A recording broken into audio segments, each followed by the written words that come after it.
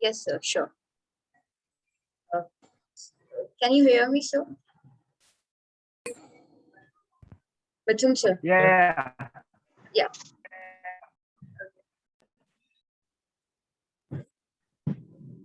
Good evening, everyone. I'm Srishti Loda. I'm a representative of AMA MS in Karnataka, and I thank you all for joining us today. It's a great privilege to be here with you all. Before we start, a few instructions. The participants are requested to keep their mic on mute, and also, if uh, possible, they can, they can start their video. Also, we'll take a doubt session at the last.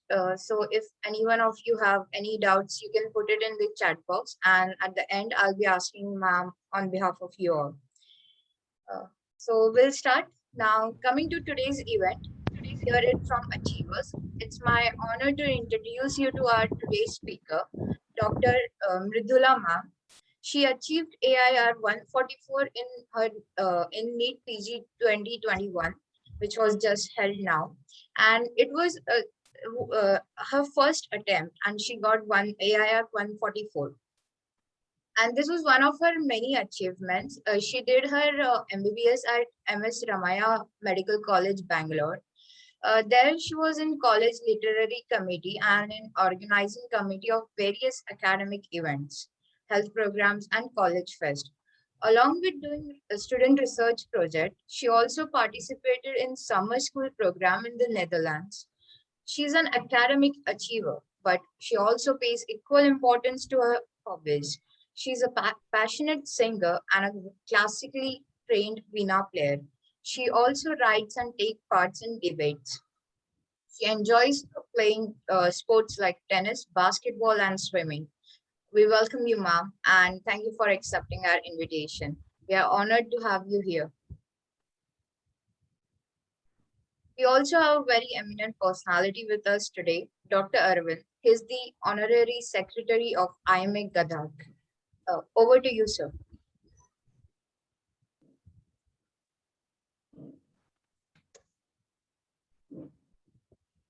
Yeah, Hello, sir. I congratulate Dr. Mridula for securing 144 All India rank in NEET PG. It's a very great achievement in a first attempt itself. Congratulations, Mridula. Thank you, sir. When I heard that Mridula got 144 rank first attempt, I thought like all students can get the benefit how Mridula studied the last 5.5 years, how she could cope up with the studies and how she should crack the NEET exam. Will share ideas and study pattern. It will be very useful to all of our students, community who really want to get the PG seat in first attempt itself. Meanwhile, our NEET PG has postponed so many months before, like it was actually planned in the month of May or June. It has been already scheduled in the month of March. So all students really got have panic. So whether they will crack the exam or not. I think this talk will definitely help them to cope up with the stress and will definitely help in getting the good rank in coming entrance exam. I welcome on behalf of IMA Gadag and I'll also IMA MS in Karnataka, Dr. Mridula, over to you.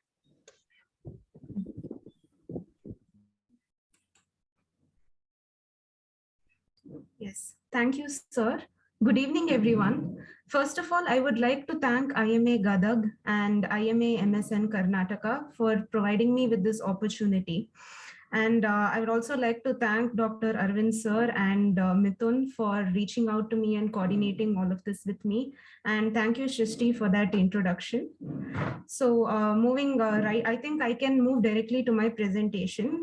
Before I start, I would like to tell you all that whatever I'm discussing today is based on my experience and observations with preparing for this exam. And I hope these points can help you devise your own personalized study strategy. And I hope this helps all of you. So I will start my presentation.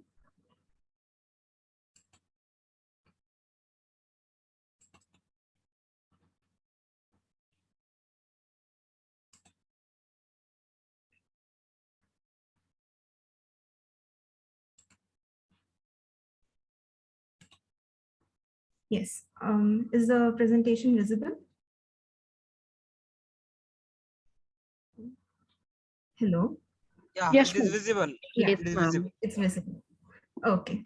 So moving right to the topic, how to approach the NEET PG entrance exam. So these are the aspects I will be discussing: when to start, how to study material that you can use, the study technique required, and the last but most important is the exam day strategy. So the first question that comes to our mind is, when do I start preparing? So what I want to stress upon is that it is never too late to start, and it is also never too early. So a lot of people think that, you know, you're already 2-3 months into internship and you're too, but it is not the case. I myself started only my own reasons, but I was able to clear the exam and get this rank. So it is never too late to start studying, and it is also never too early. And so some of us might think, you know, that I'm just in second year right now. Like, what is the point of starting now? Anyway, the exam pattern is also changing now. So the thing is, when you're approaching this exam, which is the pattern of which is constantly changing, it is more about building your concepts and, you know, being ready to answer any kind of question that comes your way by strengthening your concepts. So it is also never too early, but of course, depending on when you're starting, your study strategy and the amount of effort that you need to put in will be varying. So next is how to study. So the most important point that I want to stress during this entire discussion is that your performance in the exam is equal to the knowledge you have, how you apply it, and your test taking strategy. Say if you pick any sport like, say, basketball or cricket or football, whatever it is, there are two aspects in which an athlete is trained. One is the strength training, and the other is the game strategy. Now, your preparation for this exam is also very similar. Your strength training is equal to how you're, you know, strengthening your concepts and increasing your knowledge and being strong in that. And your performance, like your game performance strategy, is similar to your test taking strategy. So, you know, how you go to the exam hall, the way you deal with those questions, and how you tackle each questions, especially the ones that you think you don't know, that is what eventually determines what your end result is going to be. So while preparing for the exam, it is important that you enhance your knowledge and you enhance your test taking strategy. Okay, I'm getting a complaint that the slides are not getting changed. Please give me a minute.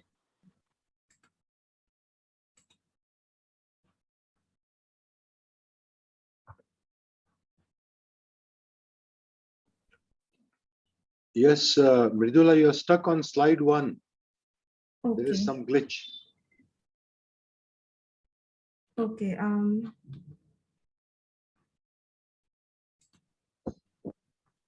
Okay, I will try once again. Dr. Mridula, 1 second. Yeah. On behalf of IMA MS in Karnataka, I welcome our president, Dr. Parli Nurani, sir. Welcome you, sir. Yeah, thank you, Dr. Arvind. And I would just like to congratulate you and Minhal, and of course the speaker, the very eminent speaker, Mridula. I was just hearing her. Most Thank you. welcome, Mridula. Thank you. This is a whole next generation group you have gathered here, and I'm sure all the aspirants are going to benefit from this lovely talk and this outreach what you're giving to them. They will embark on this journey, so I wish them all the best. Thank you, Dr. Arvind, for putting us all together, and I leave the mic to Mridula now. Thank you. Thank you, sir. Thank you for your kind words, sir. I will try sharing my screen once again.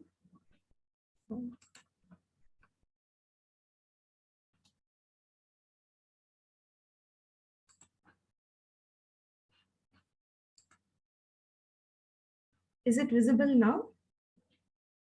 Yeah, it's visible. Okay. Please tell me if the slides are changing.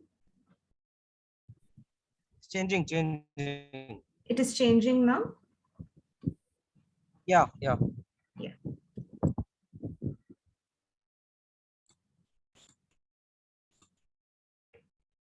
Okay. So coming back to the topic, may I start? Is everyone comfortable? Yeah, you can start, Mridula. You can start. Okay, thank you. Yes, so the performance in the exam equals knowledge plus strategy. So I would say building on your test taking strategy is just as important as gaining more and more knowledge and in studying more and more information. So now I've devised a separate strategy for different groups of aspirants. So those who are in their internship, those who are in their final year, and those who are in a class less than final year, like third year or second year. So first of all, during internship, so how do you prepare for this exam during internship? So internship is quite an unpredictable period because the amount of work you have in the hospital will vary between your different postings, and it is quite difficult to stick to the solid deadlines, say like a weekly deadline or a monthly deadline, but trying hard to achieve those monthly deadlines or weekly deadlines will help you cover a lot of portions even if you don't achieve them as such. So in internship, I would say it's around like, say you have 9 to 10 months to prepare. Then I would say focus the first 4 to 5 months or even 6 months if you're just starting on doing your first reading and building your concepts, the basic concepts strongly, and also solving the question bank and bookmarking the questions that you feel you need to review multiple times. So after that, you will have around 3 to 4 months remaining where you should only revise. Revisions are key, as anyone would say, and around 2 to 3 revisions are necessary in order to crack this exam. So I would say after the first reading, the second or third revisions should be about 1 to 2 months long, and there should be a final revision in the last 2 weeks. So that is how you will have to proceed if you are in internship. Now, to those of you who are in final year, the thing is, in final year, the subjects are quite difficult, and passing the university exams is itself, quite a hectic task. So I would suggest in final year, you focus only on your final year subjects. And you can use both your, say, your coaching class notes or, Marrow notes or whatever it is that you're using. You can use that to supplement your textbook points for the university exam.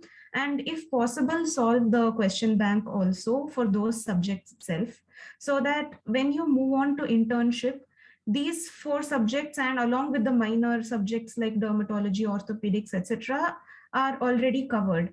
So then you will have only your the third year subjects and the first and second year subjects left to do in internship. So that will be easier. So that is what I would advise you to do if you are in final year.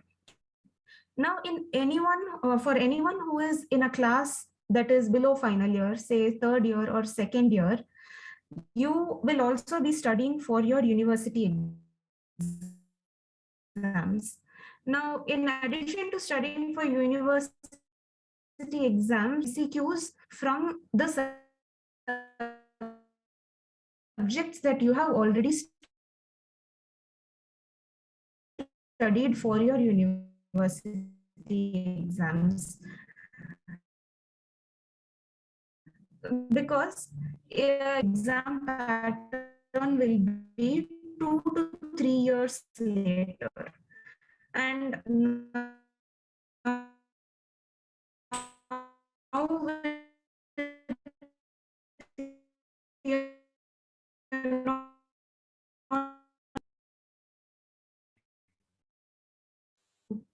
am I audible?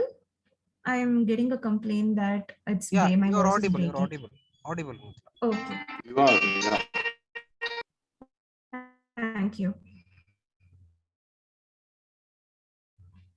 Yes. So in your earlier years of MBBS, more on, because these topics are all new and they are quite vast, I would suggest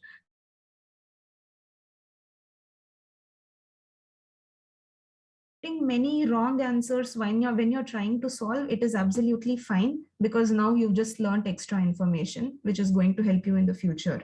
There is no need to get disheartened if you are getting a lot of wrong answers while solving in your earlier years.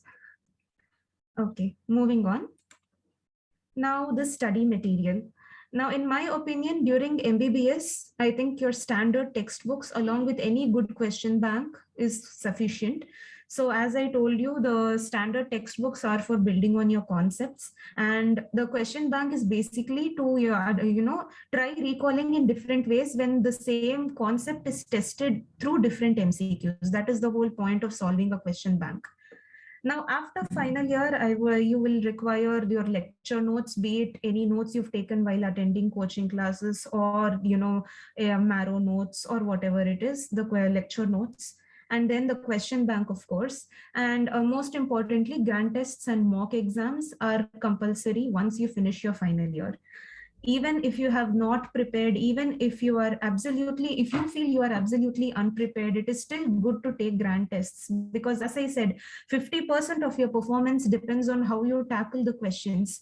And when I started taking grant tests, I had not prepared at all, but I could still score somewhere around 30 to 40% with absolutely no preparation. So that gave me the confidence that, once I started studying more and revising, I would be able to answer more correctly. And also the grant tests are for reviewing your strategy, as in how many you can guess, how are you good at guessing, are you taking logical guesses. Those things can be tested only when you take an exam and see how much you're getting right and how you dealt. So these are the minimum resources to be used. If you have additional resources, if you think you can handle them, depending on your interest and convenience, you can use them. So till now, what I used was in MBBS, I just used my standard textbooks, and there were not many good question banks back then, which I knew of. But in my internship, I used lecture notes and question bank, and I took grant tests. Also, another point that I would stress here is to stick to a single primary source. That is, be it like whichever coaching class you have attended, or whether you are using any online module, whatever it is, stick to your primary source and revise it multiple times. You can get extra information from notes from other institutes or other sources, but they can supplement what you already know. But don't try to study everything over and over again thinking you will get extra edge information, because it might just confuse you more, and you might not get adequate revisions of the most important topics also. So that is one point that I wanted to let you know. Moving on, the study technique. Okay, so these are entirely based on my experience and observations again. So this may vary from person to person, but in my preparation period, I used to set weekly or monthly targets. Now, especially in internship, if you have had more night duties in a day, or say you had a conference or a fest or some exam going on, whatever it is, like even in your pre-internship years, it is not very easy to, dedicate a given number of hours every day for preparation. But you can always set a target for a week or a month. In internship, you can set a target like, I will finish anatomy in 2 weeks, or I will finish surgery and orthopedics within 1 month. In that case, there will be some days you don't get to study anything, but then there will be some days where you get a lot of free time where you can compensate. And even by the end of that week or month, if you're not able to achieve your target, you would have covered a lot. And that is the whole point. I was, to be honest, I never completed any monthly or weekly target that I set for myself. But at the end of 5 to 6 months of preparation, when I look back at how much I had studied, I myself was surprised that I had finished so many subjects in such a short time. Because these targets are more for pushing you rather than determining your outcome in the exam. So that is regarding the targets. Now coming to the question bank.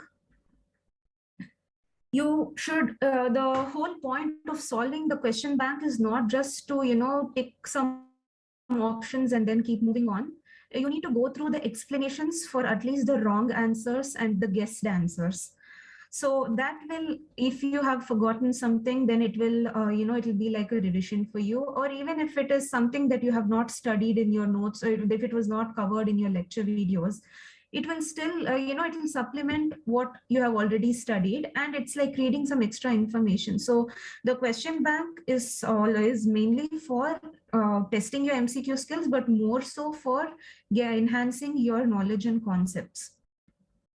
Coming to grand tests and mock exams, again, I think I've already mentioned this. It is for building your strategy, and for the guest tracker is something very useful in my opinion. And then the custom modules. Coming to custom modules, I use the Marrow custom modules. And there are two ways to use these. One, when you have not completed your portions, you can just, solve a 10 or 25 question module just when you're free, like when you get like a 15-minute break sometime. You can just simply try solving them and, revising whatever topics were covered in those 10 to 25 questions. Now, later during my revision stages, that is the last 2 to 3 months, I used to build custom modules in exam mode containing just 10 questions. So if I got more than 10 questions, like more than 7 questions right out of these 10, then that was a little, it gave me some confidence. And sometimes I would just get 3 or 4 questions right. And then it still helped me revise certain things that I had forgotten. So those are two ways in which you can use the custom modules during your preparation phase and during your revision phase. And one point I would like to stress upon again is that it is okay to slow down or become inconsistent sometimes. I don't think there is anybody who has, started studying and then just maintained the same pace till the day of the exam. It is maybe there are, I don't know, it was not possible for me, and I don't think anyone can do it so perfectly, but that is okay.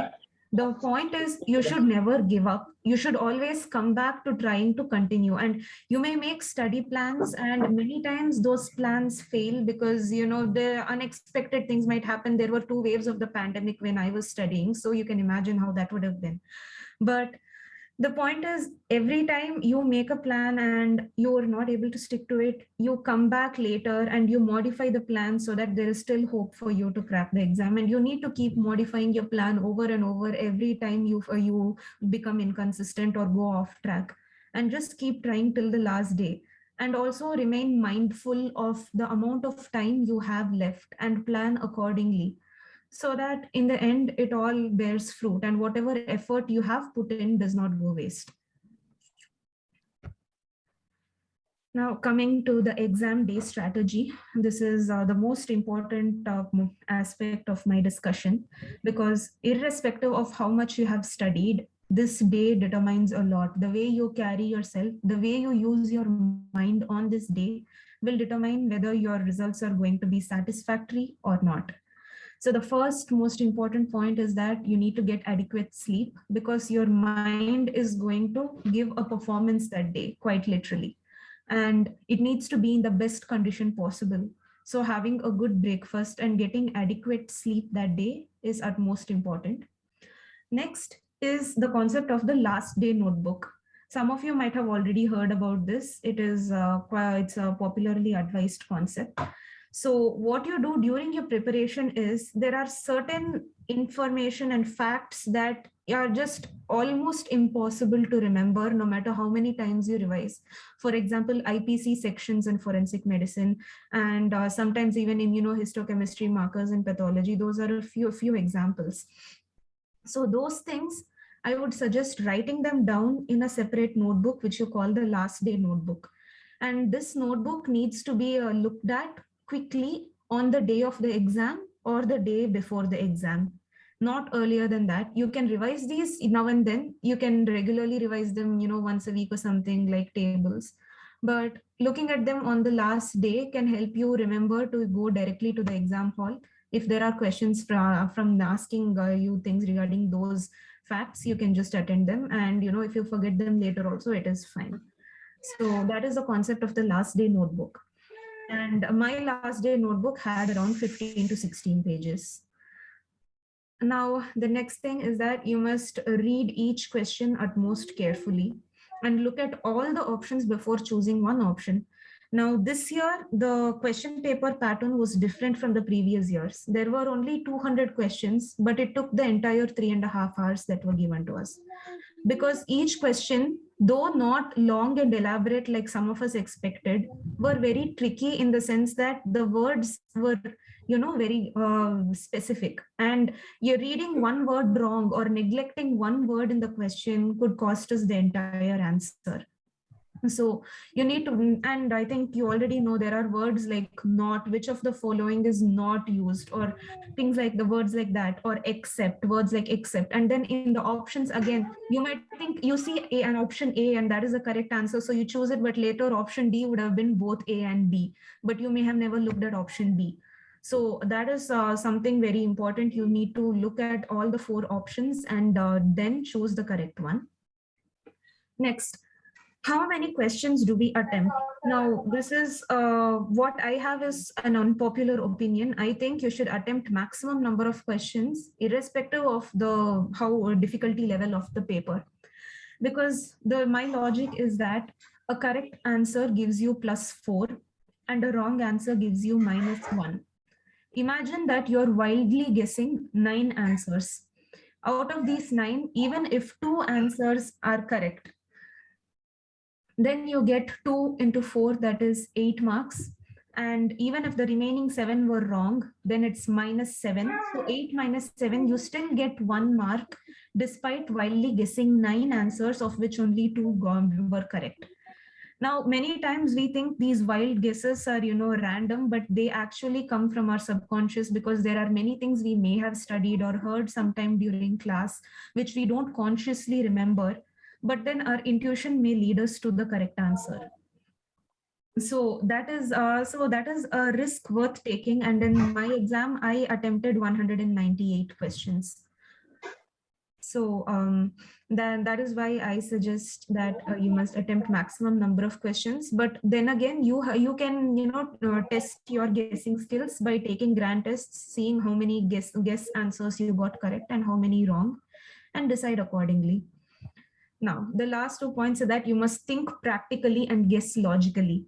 So a lot of people think that because you only have 4 months left for this exam, there is not much hope because your preparation hasn't been very satisfactory so far, if you're planning to give the exam this time.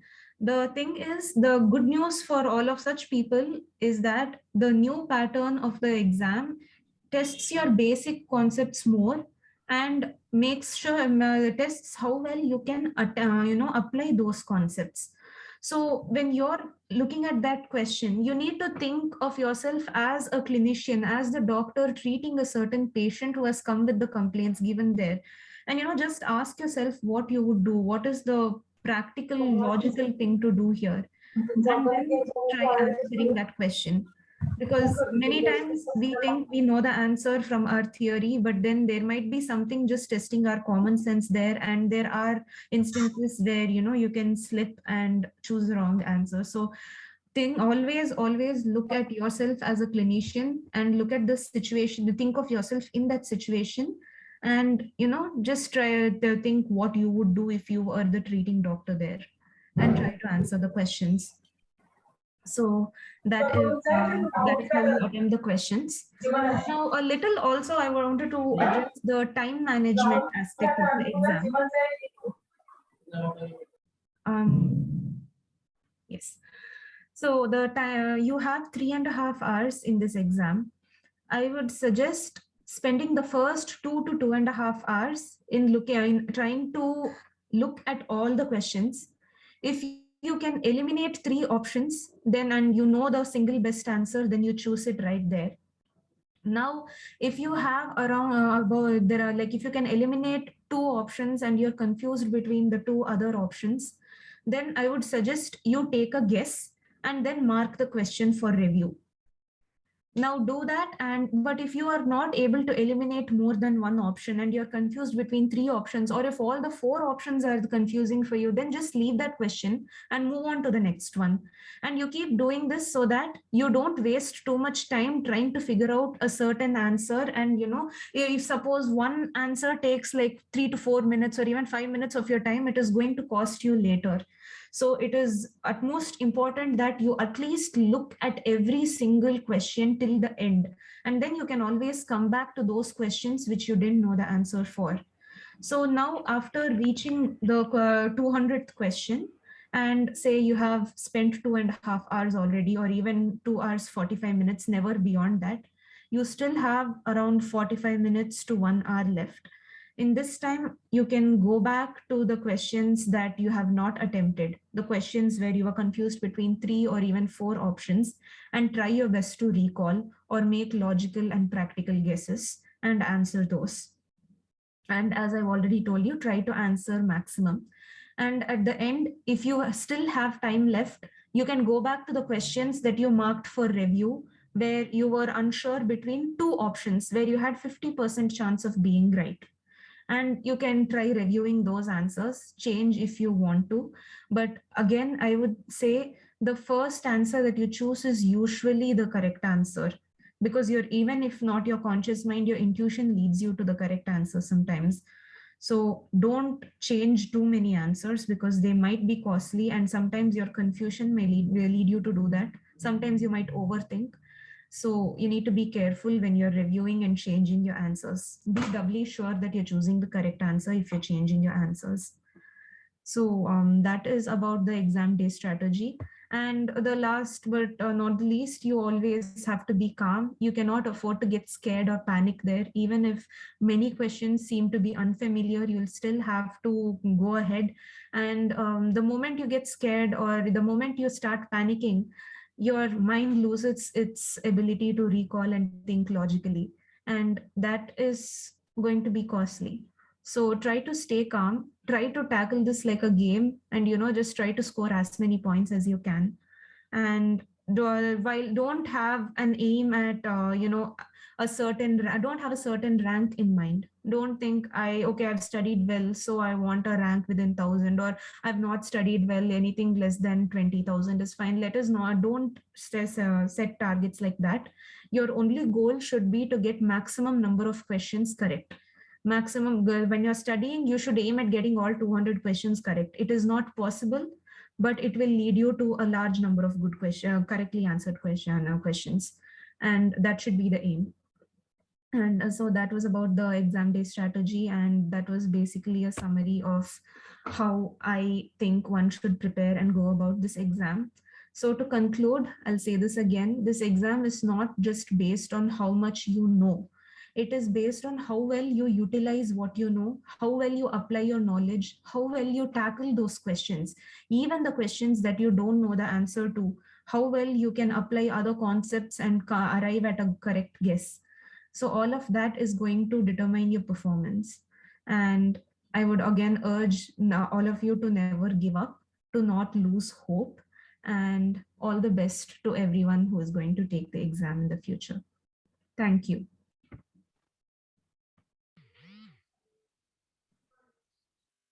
Thank you, ma'am. It was a very interesting and informative talk. We sure have been motivated to study harder. Now we'll take some doubts. So I'll first read up the questions which people have asked in the chat box. Okay. So the first question is, what question banks would you suggest? I have not been through many question banks personally. I used the Marrow question bank. But I think any good question bank, which if it depends on whether you are enrolled in any coaching institute, because those coaching institutes themselves provide question banks, I'm guessing. So so that would probably be good enough. And I personally used the Marrow question bank, which was quite elaborate, and it has a lot of provisions. So, and I've known a lot of other people who have also used it. So that is the thing. It is, you can go through question banks, like you can go through a few question banks, like, someone else, one of your friends or classmates might be going to a different coaching institute or something. And if they have a question bank, you can just go through the questions, see what kind of pattern suits you, and, decide which question bank you want to follow. But once again, I would suggest sticking to one source and revising it multiple times. And perhaps you can allot some extra time, if you have any, to solving other question banks. But don't try and solve, say, 5 to 6 question banks from 5 to 6 sources instead of revising, one properly. If you can revise one of your primary source and then add on from other sources, that's good. Yeah. Okay, ma'am. Ma'am, the next question is how to revise pathology, microbiology, and pharmacology during internship, as it would have been long time as you had studied them. Mm-hmm. Okay, so microbiology and pharmacology are, they have a lot of memorizing to do. So I would suggest, not covering the entire subject in one go, like you would cover, say, surgery or OBG. I would suggest, keep like half an hour or 1 hour every day for pharmacology if you are like on leave or something. Otherwise, if you are doing internship, then just try, say 3 to 4 chapters. It depends on the portion size actually, but try to cover a little bit every day and revise as many times as possible. So that, and even the revisions, instead of doing the entire portions to the entire pharmacology, microbiology together, I would suggest doing it in bits with other subjects. Another method that you can use is for pharmacology, you can revise it along with medicine. And you can integrate the pharmacology with the medicine, because at the end of the day, the new pattern of the exam is very clinical, and there are no frank pharmac or medicine questions, but they are always integrated, and quite a good number of questions came from pharmacological concepts. So microbiology also the same. They're mostly proper nouns with all these all the organisms and the culture media and the tests. So again, I would say, like if you're doing bacteriology, do one bacteria every day. And then, at the end of the week, just try revising those bacteria. And then at the end of the month, revise all the bacteria that you've done. And same goes for virology and parasitology and so on. Pathology, I think pathology shouldn't be as difficult as the other 2 subjects, because you have a lot of gross and microscopic pathology, which is quite relatable because you've been studying it again in surgery. So, but if you find pathology also as difficult as pharmac and micro, I would suggest doing the same, following the same technique. Yes, ma'am. Ma'am, as you said about the second year subjects, could you also tell us about how to study medicine, because it is like very vast subject. So yes. So medicine, as you said, is a very vast subject, and it is never really possible to finish everything in medicine. So when I started my preparation in internship, to be honest, I did not have much time left. And I had planned to just do the question bank for medicine. But but it depends on how much you have studied in your final year and how much your background knowledge is. The thing is, in medicine, many of the questions can be answered based on your microbiology, pathology, and pharmacology knowledge. It is like one huge quiz, that spans through your entire MBBS portions. So if you have done all the other subjects well, based on that itself, you can handle many questions from medicine.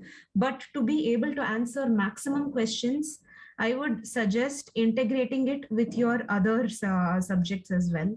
And at least, even if you are not able to finish the entire lecture videos or, the entire notes for medicine, at least solve the entire question bank and the previous year question papers.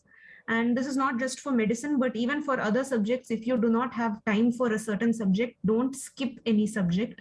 Try to at least see the previous year question papers and, go through any rapid revision notes or something of the sort, so that, you don't go into an exam hall with, ready to skip the questions that come from that subject. And this happens a lot with medicine. I know it is a very vast subject, but as I said, minimum question bank And on top of that, you can build your knowledge. And even in that, I would suggest focusing on the topics that are most important for the exam. And right now, the most important topics for the exam would be those topics which you that are concerned with the most common clinical cases. For example, there is some disturbance. I request the participants to mute your audio. Hello. Yes. Thank you. Yeah. So in medicine, definitely the cardiovascular system and something from renal system is definitely going to be asked. This time there was also like questions based on liver failure that were asked. So there's such common cases and things that and theory related to your clinical cases in final year MBBS are very important. There are going to be questions from there. And now that you have a new exam pattern, now that there is a new clinical pattern for the paper, I would suggest learning some clinical, like just revising something from what you studied for your final year medicine practicals as well, especially systemic examination, because there are chances that they might be asked. So that is regarding the preparation for medicine. Yes, ma'am. Ma'am, is it like same for the first year subjects or there's something different for preparing them?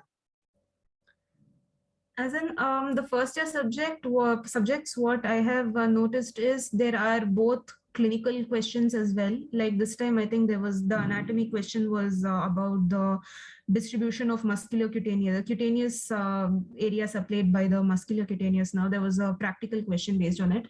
So when you come to anatomy, many of the anatomy questions are going to be integrated with orthopedics and surgery. And physiology may come separately or it may be integrated with some other subject like anesthesia and biochemistry also, but there were core biochemistry questions as well. Like there was one question about the pyruvate dehydrogenase complex, if I am correct. So if you do not have adequate time, once again, I would suggest that when you're studying itself, you should be able to pick out topics that can possibly present in the clinical scenario and study those well, and then move on to the remaining topics. And sometimes, when you're doing orthopedic, like the clinical subjects, there will be another preclinical subject background associated with it. And if you can do those topics from the preclinical subject simultaneously, that will also be good. But yeah, so most of the first year subjects are going to be clinical. But if you cover those, you may be able to answer a chunk of the questions. But to be able to answer almost everything, you'll have to dedicate some time to studying the core concepts as well in those subjects. Okay, ma'am. Ma'am, the next question is, are platforms like Marrow or PrepLadder sufficient as a primary source to study? That will depend on how well you have studied during your MBBS and if you have revised your university exam portions adequately. The thing is, for my university exams, I had studied decently well, and I have always been the kind of person who builds on the basic concepts very strongly, even if I don't remember much details. So when I had done that, and then when I started studying from Marrow notes, it was just reinforcing those concepts and adding on extra edge information on top of that. But if you have but depends on which stage you are in as well. And if you are still in your MBBS, I would suggest you do your university exam preparation solidly so that whatever NEET topics are there, because at the end, they're all the same subjects. So those NEET topics will also be covered adequately. You just need to learn how to, apply those concepts. So that is how it goes. Now, even otherwise, even if your MBBS foundation, like if you are not very satisfied, I think it is still adequate to, I don't know about the other coaching institutes, but as far as I've used Marrow, it was adequate and more than enough for this exam. And I'm sure the other modules are also similar, like whichever other institute that you've come across. Okay, ma'am. Ma'am, next question is, when did you start preparation, and which books would you which books did you use for your preparation for every subject? Okay, because of I think I've answered this before, but anyway, as I already mentioned, started my dedicated NEET PG preparation only during my internship, somewhere during the 2nd or 3rd month of my internship, because I was looking at other options, and there were many reasons because the reasons for not starting much earlier, but I developed a study strategy that let me, do this, perform adequately, despite starting just during internship. And the study material that I used, it was predominantly Marrow, but there were some concepts which I referred to, some concepts which I had studied well during my MBBS years itself, which I felt I could recall some things better if I looked at the textbook. So I just looked at my textbooks for some concepts, but mostly I just stuck to my primary source and I revised it multiple times. Yes, Yes. ma'am. So is the question answered? Yeah, I think so. Yeah. Ma'am, can you please give us a little knowledge about PSM preparation as well? Oh, sorry, which preparation? Ma'am, PSM. Oh, community medicine. Okay, yeah, Yeah. PSM. Okay, PSM is always going to have a good number of question proportion in the exam paper. And I think the most important concepts, even if you do not have time to study other things, you definitely have to study the principles of epidemiology, the various study designs, and there are most likely going to be numericals coming from those study designs, and biostatistics. Those are some, and then there's the principles of epidemiology already, which I already mentioned, basic concepts like the epidemiological triad, and immunization, the different vaccines, and the everything about the vaccines. So all of those are at most important. And now, because we've had a pandemic, I guess studying about COVID would also not be a bad idea. But we did not have COVID questions in our paper, but it might be there next year.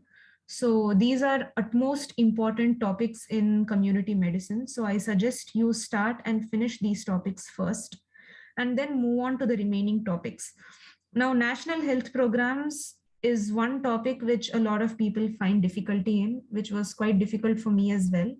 And to be honest, I did not have much time to study those, but if you can, I think you should apply the same strategy which I mentioned for pharmacology and microbiology.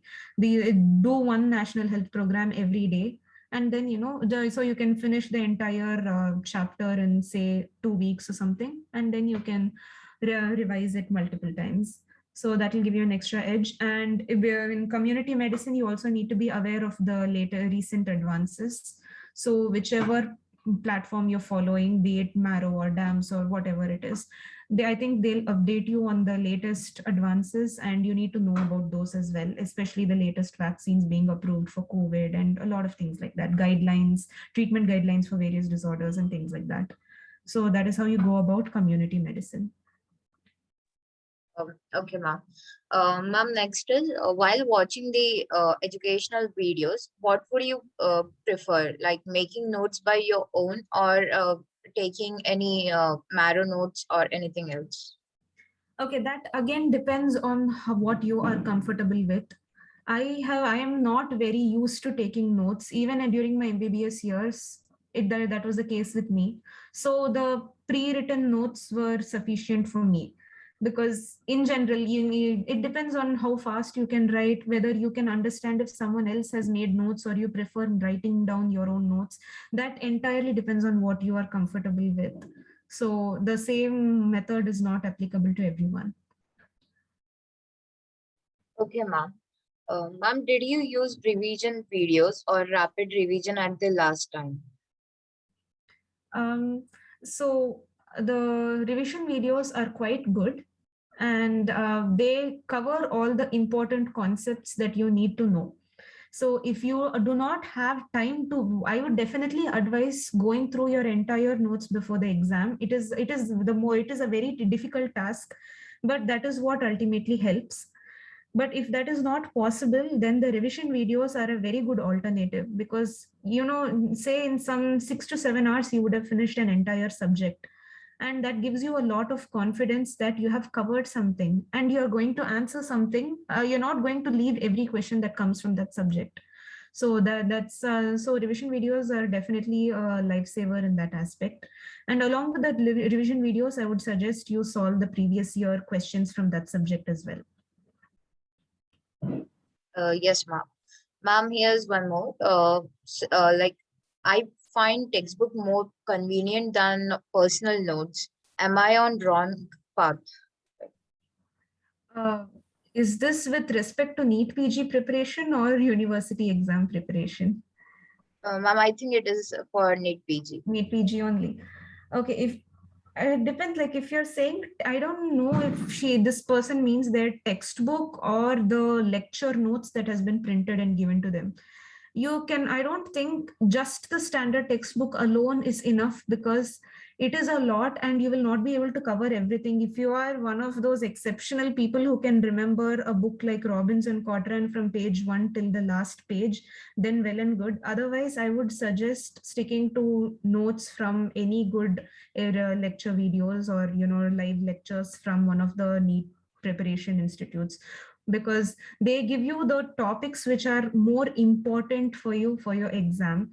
And on top of that, even that is not entirely enough. You also need to think for a while as to what topics are relevant clinically, because as the pattern is changing, the exam conducting authorities are trying to see if you will be able to handle patients when you become a resident doctor.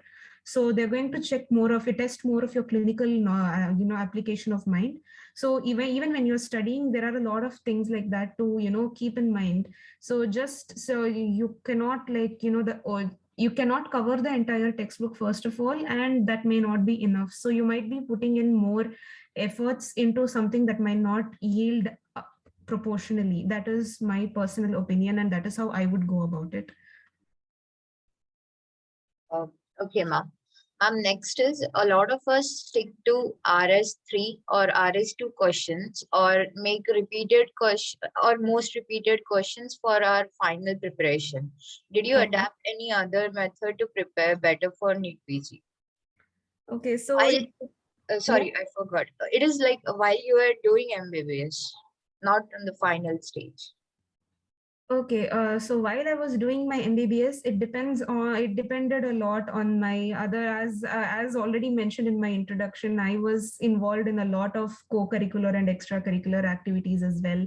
And, like everyone's schedule varies. So if I did not have much time, there were times when I stuck to the just to the question bank questions for university exam prep.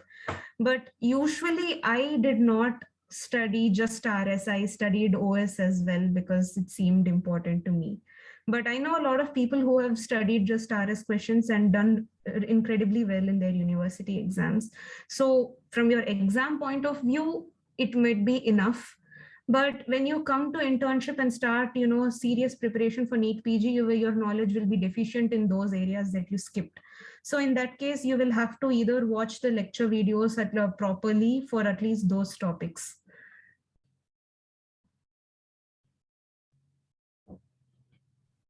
Yes, ma'am. Ma'am, what are your suggestions for next appearing students? For next appearing students, I don't think any of us know the exact pattern of the question paper. So what I would suggest is, right now, I'm assuming you'll be in third year or second year, and to focus on building your concepts strong enough and being able to apply those concepts so that irrespective of the kind of questions they ask, you're able to answer. Now you will probably get an idea of how the questions are going to be only after one batch ahead of you gives their exam and you see their question paper.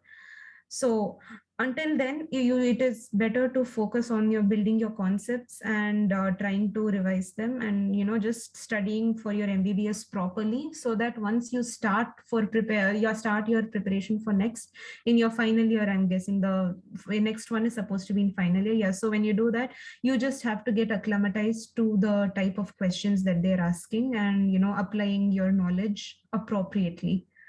So that is what I would tell to everyone who's appearing for next. Okay, ma'am. Ma'am, we have covered all the questions. Uh, so, thank you so much, ma'am. It was a very valuable session. Your journey has definitely inspired us all and has cleared our doubts also. I, on behalf of my team at IMAMS in Karnataka, thank you for sharing your experience and guiding us. I would also like to thank IMA Gadak and Arvind sir and Mithun sir for giving me an opportunity to host this webinar. Um, uh, I'll hand over to Mithun sir now. Yeah, ma'am, good evening, ma'am. Good evening, Mithun. Well, it was really a great session from your side, from Team IMA Gadag and IMA MSN Karnataka. We are much grateful and indebtful for your time, ma'am. Thank you. So, the participants who joined in, giving your valuable time, we are much grateful. And Dr. Arvind sir and to IMA Gadag, we are always grateful for always being the backbone and support to us. Thank you, ma'am. It was really a great session. And the complete session will be uploaded in our YouTube channel, and all the further updates will be shared in the group. Thank you. Thank you, ma'am. Anything Thank you else to so be much. No, I just wanted to thank you once again for this opportunity, and I hope my experience and my discussion is helps a lot of people in pursuing the upcoming exams. So all the best to everyone once again, and thank you. Thank you, Shruti, for moderating the session. Thank you, ma'am. Hello. Thank Hello. you. Hello, sir. Yeah, thank you, Mridula. It was a very Yes. enlightening talk by you. Thank you, sir. Which subject? I can't hear. Hello, sir. Yeah, which subject you planning? Hello? Okay, I think sir was asking about my field of interest. Yeah, So yeah. Yes, sir. Yeah, which subject? Yes, which subject you're Yes. planning to? Yes, so I am interested in radio diagnostics or general surgery. So I haven't yet confirmed on the decision yet. So it's Okay. one of those two. And it is entirely based on my interest in the subject. Yeah. All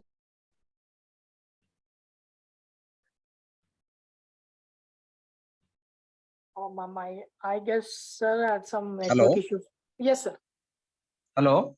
Hello. Yeah. All the best for future. Okay.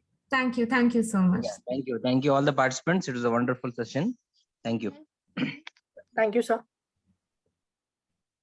Oh, ma'am, shall we end it, ma'am? Yeah, sure. Thank Yes, you. ma'am. Thank you. Thank you once again, ma'am. Yes.